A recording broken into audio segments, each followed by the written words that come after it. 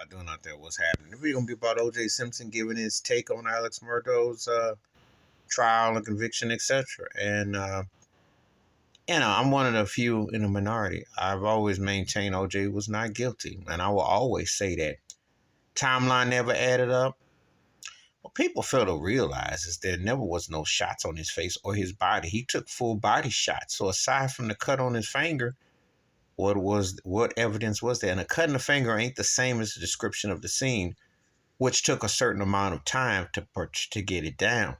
So unless you have other collaborative efforts, what they were presenting in that case, he didn't do it.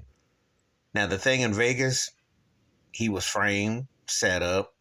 It was dumb on his part because look, you're a black man, you should never go back trying to reclaim something. And white folks and ostracize you and they done with you. But he ended up doing that. That was a payback, if you will. But he was found not guilty in his case. But he's no legal expert as far as talking about the Murdaugh situation. Not at all. Because in my case, because he was not guilty. And there are different situations and circumstances. Murdaugh was still married, wife and child. And there was his voice on that Snapchat was at the scene. And he kept lying about different things. His situation was he was sinking like Titanic and he kept putting himself in more and more bad light. So it's like, well, he used that to offset the fact that he had been a Ponzi scheme in his business and they were coming to get him, but they weren't going to come lock him up. They wanted that bag, but he was broke. OJ was not in that predicament. OJ was just, going through his own life situations, etc. But he wasn't like in a predicament like this guy. So they're two different entities altogether. And I like how the racist media likes to try to, someone murdered the jury went to Murdaugh's house and like talk about the pictures and stuff. They're not the same at all. It's not the same. It's not the same.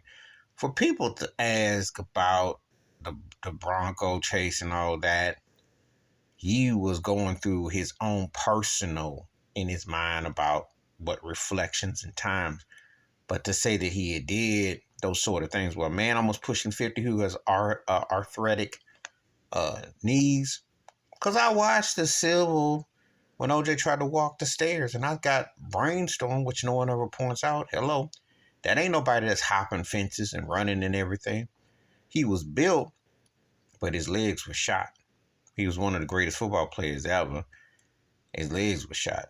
There is no correlation. So yeah, he can speak on it as someone who saw something somewhat similar, but it ain't similar. And remember, OG Nicole were divorced, and that was her friend and what have you. But there was never anything found on his body.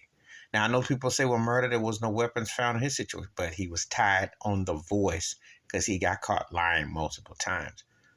OJ didn't get caught lying, and they took a full body shot of him the day after. They were quick to rush the judge, and they were quick to rush on the scene. It's not the same thing. Big difference.